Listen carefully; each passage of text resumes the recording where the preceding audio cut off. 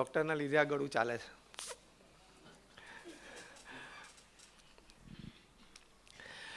ગુણાતીતો અક્ષરમ બ્રહ્મ ભગવાન પુરુષોત્તમઃ જનો જાનન્નિદમ સત્યમ મુચ્યતે ભવબંધનાत्. શ્રી સ્વામિનારાયણ ભગવાન કી જય. અક્ષર પુરુષોત્તમ મહારાજ કી જય. રાધા કૃષ્ણ દેવ કી જય. સિયાવર રામચંદ્ર ભગવાન કી જય. પ્રમુખ સ્વામી મહારાજ કી જય. મહંત સ્વામી મહારાજ કી જય. પ્રમુખ સ્વામી મહારાજ શતાબ્દી મહોત્સવ કી જય. With prostrations at the divine feet of Bhagavan Swaminarayan and my Guru Hari, Param Pujya Pramukh Swami Maharaj and Param Pujya Mahant Swami Maharaj, my heartiest good morning, namaskar and Jai Swaminarayan to all the guests present today on this very special occasion on the invitation of the Jew Gymkhana Club.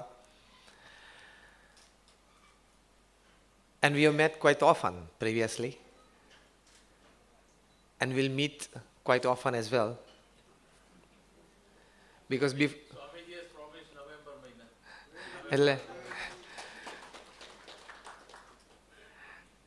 and the topic for the talk today, quantity fills, quality fulfills. We live in this age in the 21st century. Actually, once upon a time, there was a discussion somewhere. Like 3 monkeys were sitting on a coconut tree and they were discussing things as they were said to be. Said one monkey to the other, "Hey, listen you two, there's a rumor that can't be true, probably that man descended from our noble race." They were sitting on the parapet of the building of a science faculty. And one of the monkey heard a professor talking to his students. Man descended from our noble race.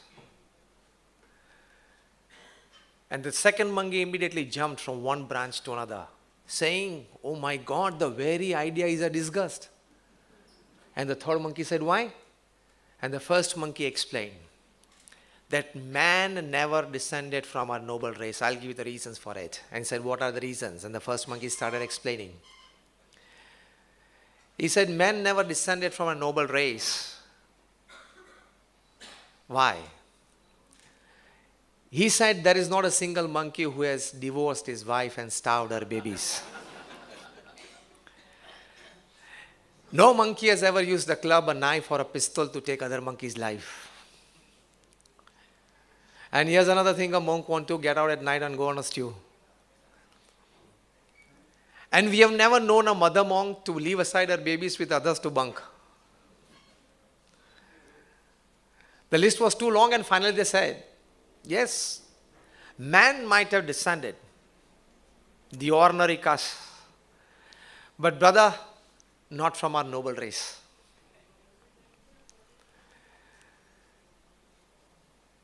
This is the fact of the state of affairs, mentally and emotionally, of the 21st century man. I think we are the best of the education institutes so far in the history of this planet. Yes or no? We have the best infrastructure at present than at any other time in history. Yes or no? And yet our humanity is a diseased one. Mankind is in urgent need, SOS, of some more morality and spirituality. As Dr. Sarvapalli Radhakrishnan used to say, that we have the best of refrigerators, the best of computers, and the best of machinery so far, but the worst of humans. Man has learned to swim like a fish in water. He has learned to fly like a bird in air. But he has not learned to walk like a sane human being upon this earth. So this is the age of guided missiles and misguided men. This is the age of guided missiles and misguided man. Day by day, the crimes are increasing in the society. with the best of the education institutes that we have today in the society that we never had upon this planet before, with the best of the sharing of information and knowledge that we have in the society today that we never had before. The deterioration of human values that we see in the society today in the 21st century is the worst probably that our eyes and mind could accept or expect. As the great American President Lyndon Johnson used to say, mankind is in urgent need of something spiritual, something more moral. Because I tell you, the worst crimes upon this earth are performed by the most educated people. Illiterate people, if they steal, they will steal a few hundred or a few thousand rupees. And literate people with power, if they steal, they can go to 50,000 crores, 1 lakh crores, 1,50,000 crores. They can do 2G, 3G, 4G, and the coming G's scams.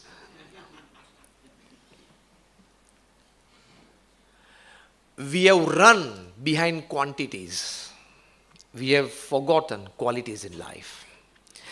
But remember one thing, quantity fills, but you get fulfillment in life only by quality. Running behind quantities in life is living a dog life, donkey life, and a cat life, basically an animal life. They also wake up in the morning, have their morning calls, take care of their families, children.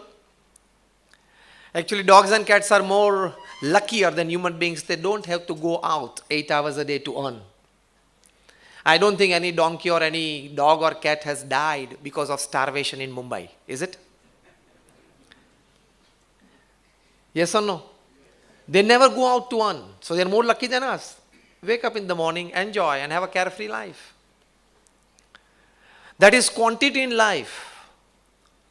Imbibing of values in your life. Benching upon virtues in your life. An expression of a quality-filled life is ultimately total fulfillment in life.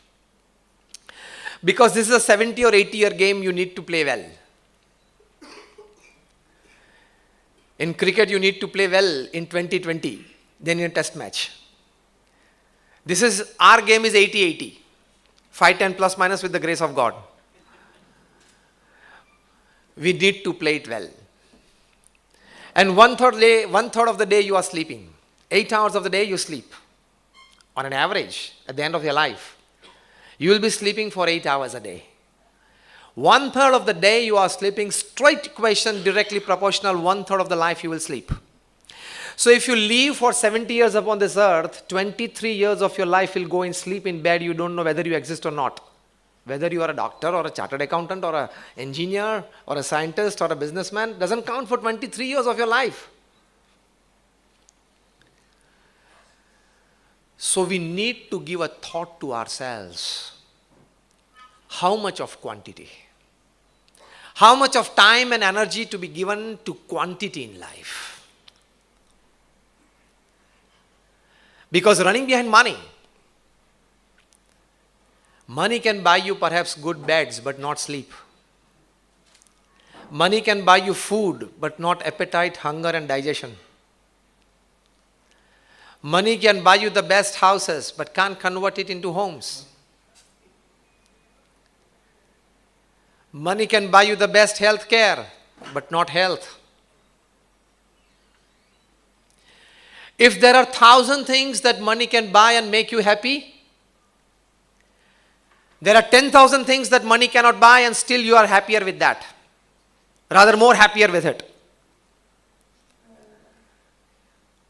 You need to check out the amount of energy, the amount of time that you give behind quantity in your life and the quality in your life. The most important introspection needed today in this 21st century. If you keep on running behind quantities in life and you miss out on certain qualities, whether it is your workplace, whether it is your family place, or whether it is your entertainment place, you can lose out. Only running behind quantities, you are a sure loser.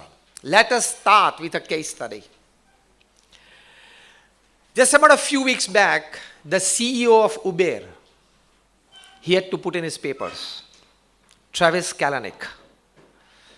At the age of 40, what he achieved is a rare for any startup. He started Uber at the age of 31 and transformed it into a transportation colossus upon this planet. He transformed the basic meaning, the availability, the facility of transport. The valuation of the company today is $69 billion, the highest valued private tech company of the world. Since its inception in 2009, they have raised funds to the amount of like $14 billion, which is perhaps the highest, the best, well-funded startup of the world. It operates in more than 662 cities and towns in 82 countries of the world. Tremendous achievement for a startup. And it transformed people's thoughts when it came to movement. Now, what happened there? Just a couple of months back, an ex-employee, an engineer, she exposed a typical type of work culture at Uber. This I'm talking according to the newspaper reports. There were cases of discrimination. There was an atmosphere of sexual harassment. There was probably a brush with the law enforcement. There was also a certain harsh give and take with the investors and other people, stakeholders. And from one spark, it was a wildfire. And many skeletons, they came out of the cupboard, more and more. And then the investors, they put pressure on him. He had to resign.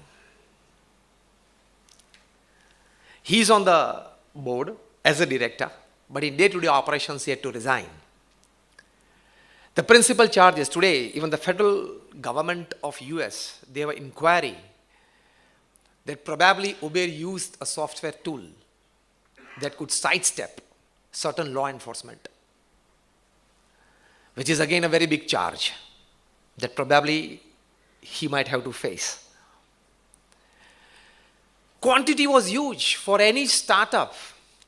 In 8 years, spread out in 662 cities and 82 countries, is something beyond dream coming true. For any startup in 8 years to be valued at $69 billion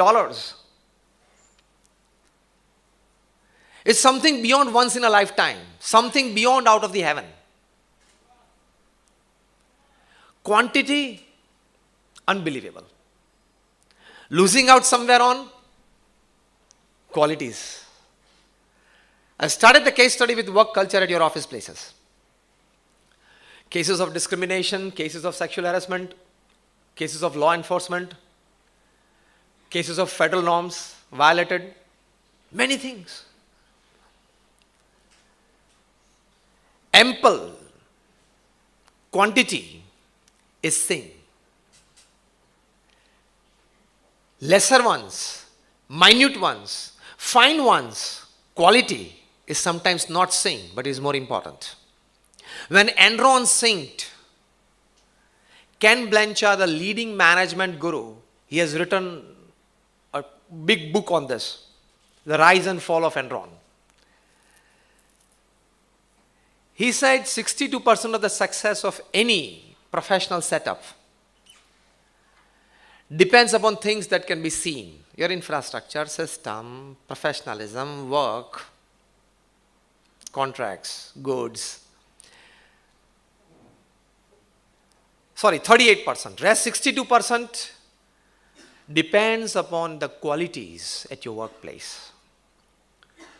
We always look towards quantities. We don't look towards qualities.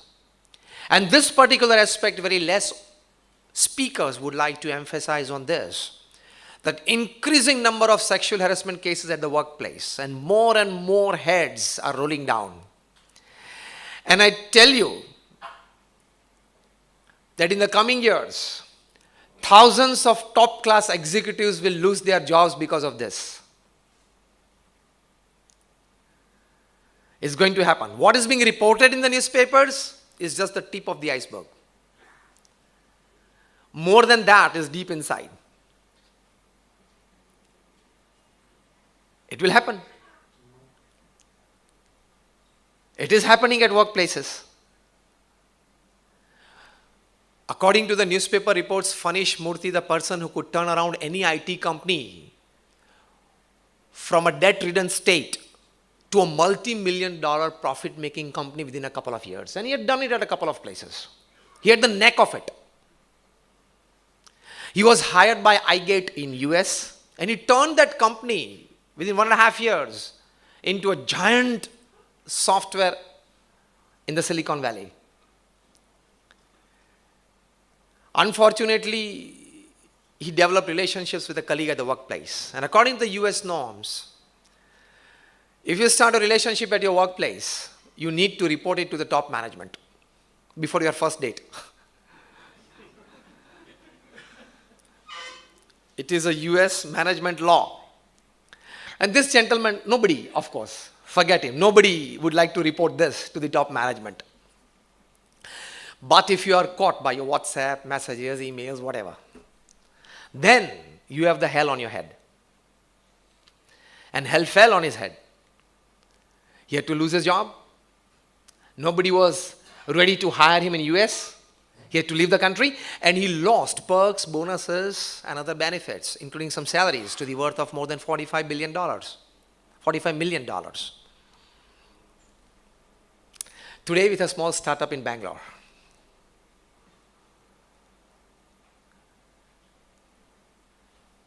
Money, work, time and energy behind it is quantity.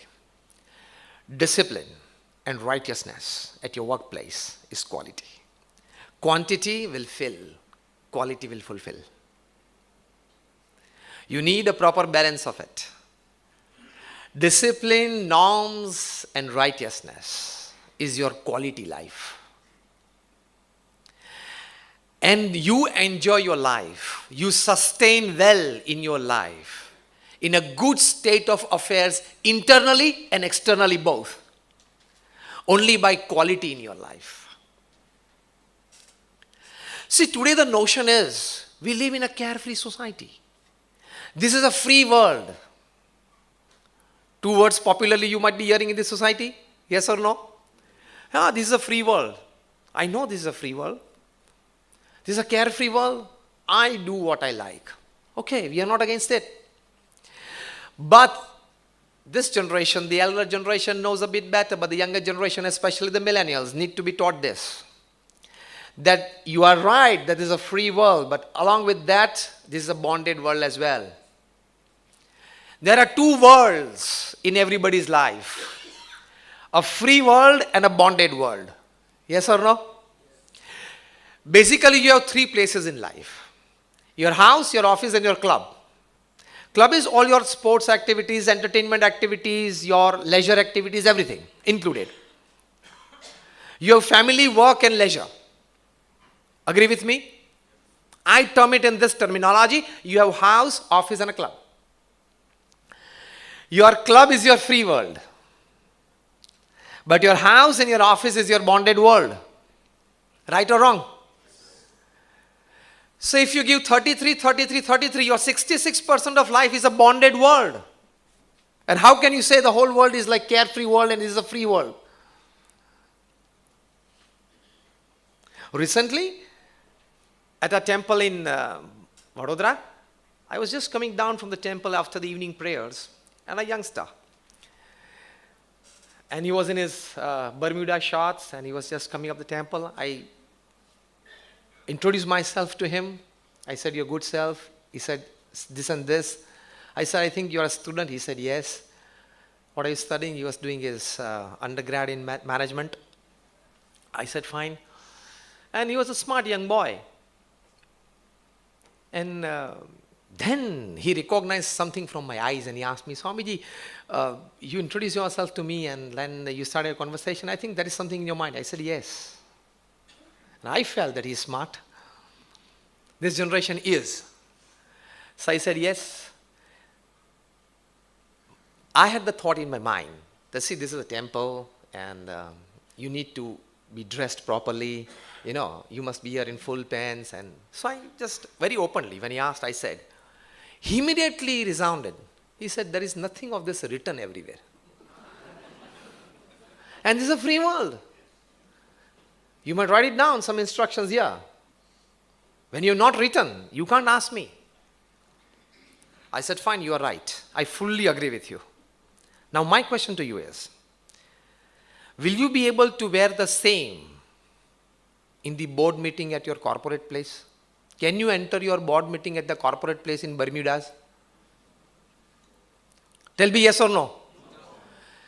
He said, no.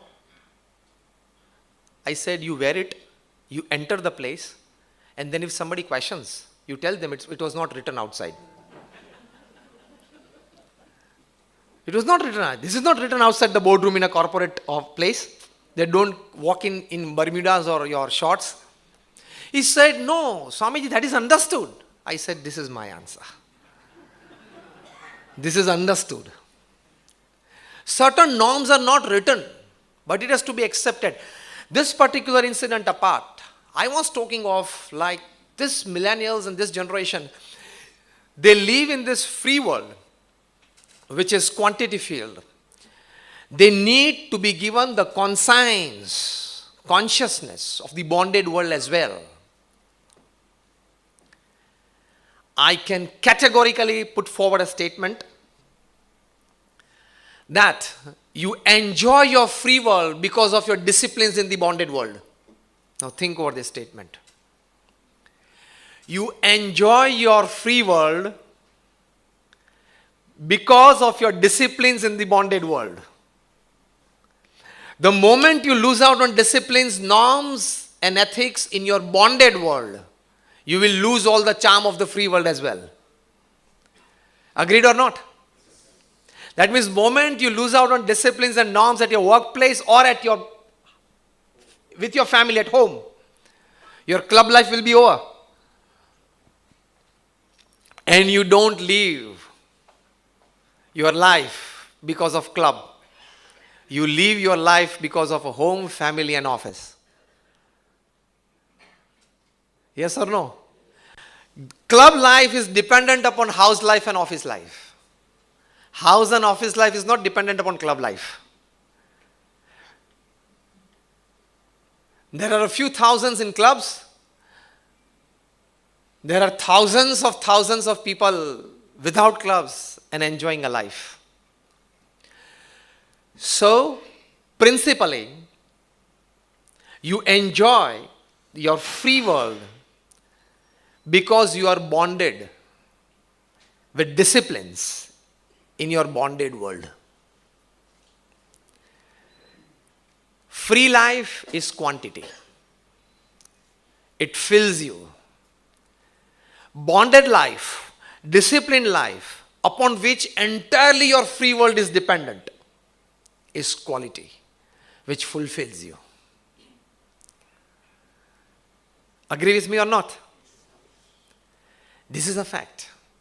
The moment you lose out on disciplines in your bonded world, you will lose out your free world as well. Even if the name of your company is Satyam, you don't have the right to go for asatya practices. Otherwise, it can land you in 7 years of rigorous imprisonment. The person who used to change 3-piece suits 3 times a day is now in the prisoner's dress. Whoever you are, even if you are Raja or Raju, you can be behind bars if you break disciplines in the bonded world. Quantity can fill your life with money, with fame, with power. But only quality life, that is Acceptance of disciplines, norms, ethics, and developing virtues and living a virtuous life can fulfill your life. As simple as that. Even if you are the Sahara of thousands of homes, you can still lie Be-Sahara in Tihar for 4 years. Even if you are the king of the skies, you have to leave India without an Indian passport. Even if you have by one idea generated in the cricketing world, filled up stadiums all over the world and all over the country, you have to leave India and cannot come back to India.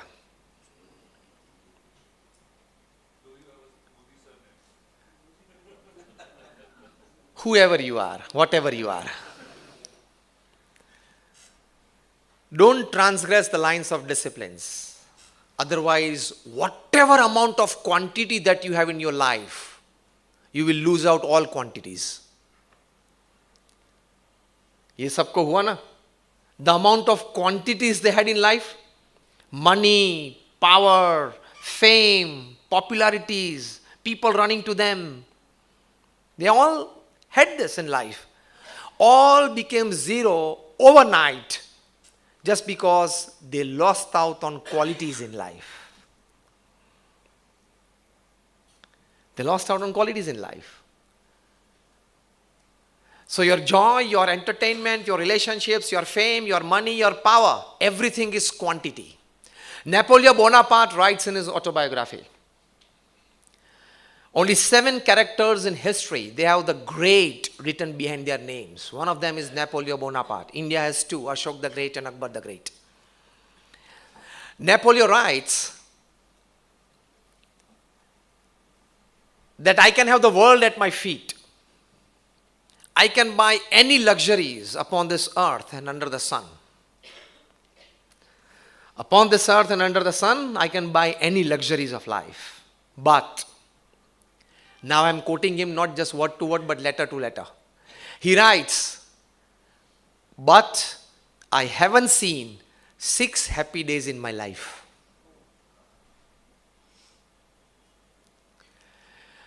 The Mughal king Aurangzeb writes in his autobiography, Sari Zindagani Fizul Gai.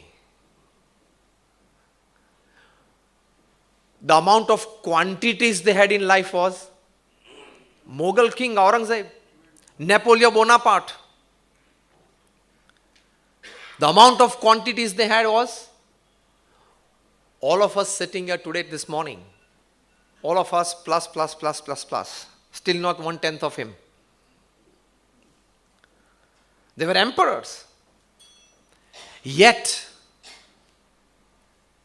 they would express this in their biographies. So without quality, quantity doesn't stand. Quality is the foundation. Quantity of life can build upon that. Foundation should be made strong. Our Guru Pramukh Swami Maharaj was once asked, the person who created this organization to this level. Recently we were talking about Pramukh Swami Maharaj. This organization, when he became the president of this organization in 1950, and he remained the president of this organization till the last breath of his life, that is 65 years, which is a world record for any person to be the president of, from a smallest NGO to this huge international NGO that we are. Within it, for 45 years, he was even the spiritual head of the organization. And from a handful of devotees to a few institutions, he took this organization to the international level to the extent that we have a permanent sit in the United Nations as an NGO. Our representative sits every Wednesday in the United Nations in the NGO category. Pramukh Swami Maharaj put this organization to this level. And the amount of work that he did in his life, unbelievable. He was once asked by a reporter in United States, Swamiji, what is the role of religion in society? समाज में धर्मનો role શું છે? ધર્મ का role क्या है समाज में? Pramukh Swami Maharaj spontaneously replied. He said, in exact words, again quoting him letter to letter, Pramukh Swami Maharaj said, ધર્મ તો સમાજનો પ્રાણ છે. It is the soul of the society. And it is Dharma means righteousness. Dharma means disciplines. Dharma means norms. Dharma means character. It is the soul of the society. In normal prevalence, in normal circumstances, you don't experience this. Once you try to transgress it, and it will show its power. Like a flowing river, at that time, you can't estimate the power of that water. But once you erect a dam, and then the amount of electricity that is produced, then you understand the power of that water. In the same way, in the normal day-to-day routines, you won't understand or experience the power of dharma, that is righteousness in your life, because it's a routine life going on, day-to-day activities. You transgress it, and it will show its power. ये सबको दिखा दिया ना powers. King of the skies को भी दिखा दिया, सत्यम को भी दिखा दिया, IPL को भी दिखा दिया. You put half handkerchief out of your pocket and start your run-up. You being paid 15 lakh rupees per delivery. At the end of the over of 6 balls, you get 90 lakh rupees. Good income, isn't it? But then you face nothing else than a life ban. The gentleman cannot hold the ball again in his life. So in normal circumstances, you won't experience the power of dharma, righteousness. You transgress it, and you will experience it. Until then, your quantity-filled life, you will keep on enjoying, because more relations, more power, more fame, more money, fine, it's good life. But that will work as a catalyst towards you transgressing norms. Actually, if you don't balance your mind, your success becomes a catalyst for failure. If you don't have a balanced, righteous mind. Simple example. For example, you have done your electrical engineering, you did your B.Tech, then you did your M.Tech, you started your job as a junior engineer, then you got promoted as a senior engineer, and then an executive engineer, then you became a board member. And for example, you became the chairman of the Maharashtra Electricity Board. After your 35 years, 40 years of experience, you became the chairman of the Maharashtra Electricity Board. My simple question to you is, after becoming the chairman of the Maharashtra Electricity Board and your 40 years of services with electricity, do you have the right to put your finger inside the plug?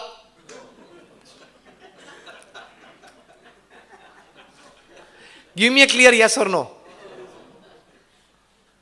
Can you? Can you tell the plug or electricity, see, I'm your chairman, okay? Putting your collars up. Actually, I don't have it. I was just mimicking. You put your collars up and say, okay, I'm your chairman. Your distribution lies in my hands, and I've been playing with you since 40 years. So this is my finger, okay? Take care. And then you put inside the plug, then what happens? चिपका देगी, मर जाओगे. Because electricity doesn't know your post, position and power. It knows only human flesh and blood. In the same way, qualities of life doesn't know you as the MD or the chairman of a company, or a senior executive or a board member, or a leading businessman. It only knows human flesh and blood. You have to be very, very careful about it. Otherwise, we can lose on all fronts of life. See, life is all about crest and troughs. And having a binary equation with equal amount of whites and equal amount of blacks is almost unimaginable. But that I also understand. But at the same time, if you want to be a desirable commodity for all at all the times, is the biggest mistake of your life. You are ruining the quality of your life. The biggest mistake of this 21st century is man, he wants to be a desirable person all the times, at all the places, to all the people. That is called commodity living. That is not human living. Are you a commodity that you want to be desirable at all the times? To become desirable at all the times, at all the places, to all the people, you compromise with ideals, you compromise with disciplines and norms, and you compromise with righteousness. Yes or no? This is a mistake. A serious error in life. You are you. You are fine with yourself. You are not offending anybody. You are good with people. Fine, live your life. Go for qualities in life. Quantity will fill you. It doesn't have the power to fulfill you. But we have given too much amount of power to money and fame to rule our lives. And we have rested our life decisions on money. This is too much given to money. It doesn't deserve this much. This is too much given to money. Too much amount of power we have given to money in our lives, which actually it does not deserve. You hear the top 10 management gurus of the world, from Ken Blanchard to Og Mandino to Jim Collins to Stephen Covey to Anthony Robbins to Shiv Khera. They are teaching top class executives, scale down, come back, withdraw, introspect, don't keep running.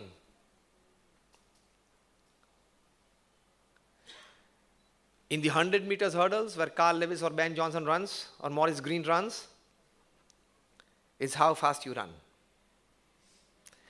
In the run of life, it's not how fast, how steady you run. Running fast is quantity. Running steady is quality.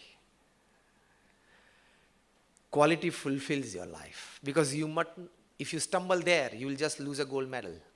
If you stumble here, you will lose a life. Concentrate and focus more on qualities of life. As a human being, what is expected of me from the great seers and seekers of India, from the scriptures, from the life of great personalities? What is expected of me by my family members, by the society, by colleagues at workplaces? You want to identify yourself more as a professional. I did this, this and this. We are concentrating less on identifying ourselves more as a human beings. I am this, this and this. I did is quantity. I am is quality. We want more lists of I did. Isn't it? We want a longer list of I did. Make a longer list of I am. That is quality. And I am list has the power to generate thousands of I did lists. The I am list has the power to generate thousands of I did lists for you.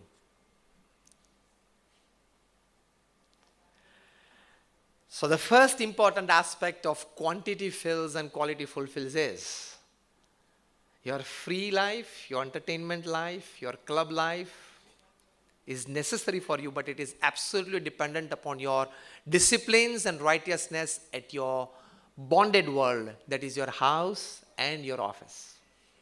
The moment you lose there, you will lose here also.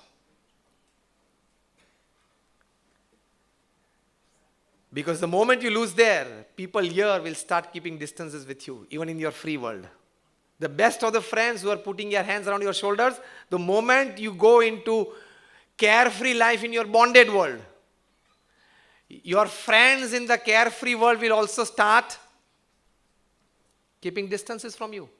Recently, the gentleman, when the Indian cricket team was in England, perhaps in Birmingham somewhere, the man of the skies, he tried to visit the party, and all the 11 players started keeping distance with him. You might have read in the newspapers.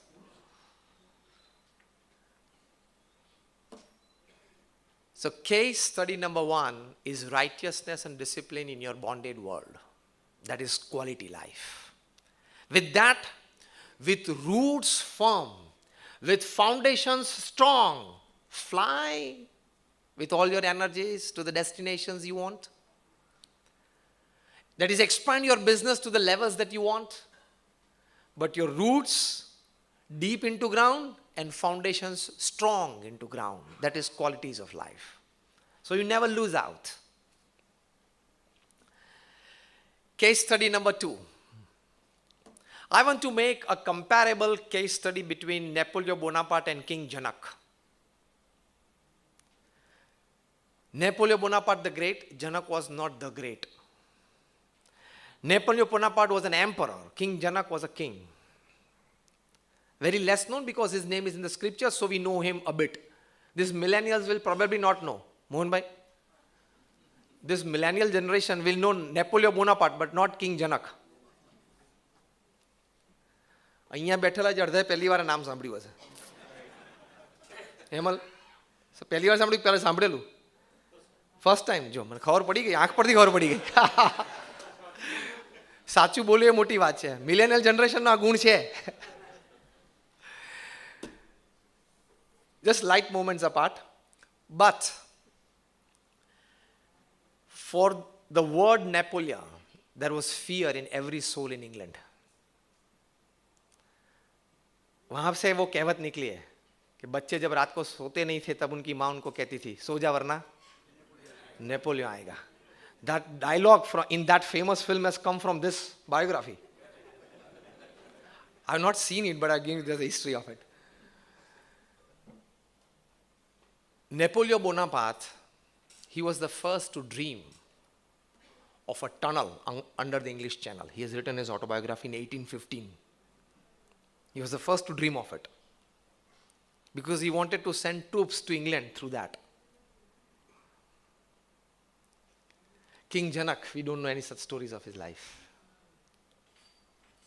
Now see, difference between quantity attachment and quality detachment.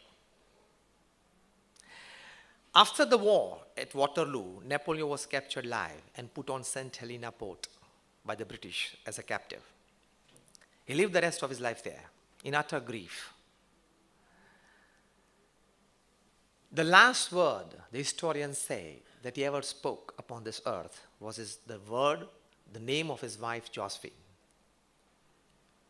He was kept captive on the port of St. Helena, rather the island of St. Helena, away from his wife. The Britishers wanted to torture him emotionally to the maximum. On the other side, when the whole city of King Janak, Mithila, was burning, and King Janak said, in this whole city when it is burning, nothing is mine. I am the king, I have the responsibilities, but as I am attached, I am detached as well. He made all the possible arrangements to douse the fire, but at the same time with a strong understanding in mind that today it got burned, tomorrow it will be there, I will be burned when I die. Napoleon Bonaparte became a legend. King Janak became a beacon for spirituality. Napoleon Bonaparte entered the books of history. King Janak entered the books of scriptures. Increasing number of teachings from the top management gurus to top executives is the new word coined by Jim Collins is detached attachment. सांख्य सहित योग जिसको बोलते हैं, योग along with sankhya, that is full attachment to people, to activities, to work with full sense of detachment as well, that can give you physical, mental, emotional health benefits to unimaginable levels. Only attachment is quantity of life. Detached attachment is quality of life. Is quality of life. Detached attachment. See what attachment we have and why we have not understood detachment is, For example, money. Money is essential, it is a requirement. But we have made it a status symbol. Essentiality and requirement is quality. Making it a status symbol is quantity. It will fill but not fulfill. For example, you need clothes to cover your body. You need clothes to look sober. That's it. But wearing and wanting to wear always branded clothes or branded items on your body is trying to going for quantity in life. You have not understood right. Mark Zuckerberg never wears any branded item on his body. Bill Gates, you see his pictures in the last 15-20 years. The richest people upon this earth, they have never visited a branded shop. They say, I am what I am when I meet people, when I talk to them, when I relate myself to them, when I work to them. I am not, that is my value, is not enhanced because of the branded things that I wear. Brand your heart, brand your head, not just your body. Branding your body is quantity of life. Branding your heart, soul and mind is quality of life. People are not known by statuses now. People are known by their character and skills. Do you accept this or not? People are known by that. I suggest a very good book. The title of the book is Massive Life Successes, written by Darius Forex. I just recently stumbled upon that book at a friend's place and I found it very interesting. Half the book I've read. He gives a list. Very clearly in the chapter he states, you are not the bucket list that you have. He uses this word, bucket list. From morning or from the start of our lives, we have the list. I want to do this, I want to do this, I want to do this, I want to do this, do this, do this. Just checking out on that items by evening time. Checking out the items at the end of the week, at the end of the month, at the end of the year, halfway career. Are you absolutely dependent for your good living on finishing off your bucket list? How many things are really meaningful to you? You are not your bucket list. Your life is outside your bucket list. Second chapter he says, you are not the amount of money that you hold in your bank account. A leading thinker has said, he's also a management guru, that the amount of money that you have in your bank account when you die is the extra work that you did, you shouldn't have done. The amount of money that you have in your bank account when you die is the extra work that you did, you shouldn't have done. You should have found your time for some better activities than that. You are not the bank account that you hold. He writes, you are not the status that you hold. And he writes, you are not the credit cards in your wallet. We have identified our personality with this. This is quantity life. And great personalities who have lived quality life, they lived without this. And yet, quantity people remember these people. The King of England said, I'm afraid to meet the half-naked fakir from India. He was talking of Gandhi. And his staff, ADC, he asked him, sir, why? He said, that half-naked fakir of India, he holds tremendous willpower and self-confidence because of truth and non-violence in his life, the quality of life that he is living. I know he will overpower me in the debate. Winston Churchill, the wartime Prime Minister of England, who gave us the symbol, the world, the symbol of V for victory. When more than 300 German warplanes were bombarding London and the whole city of London was on fire, Winston Churchill poured in willpower in the citizens of England with this symbol, that we will win the world war.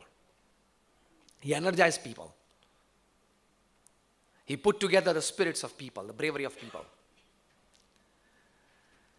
That Winston Churchill, when he used to go in the convocation days of ICS officers, at that time they had these ICS, Indian Civil Services.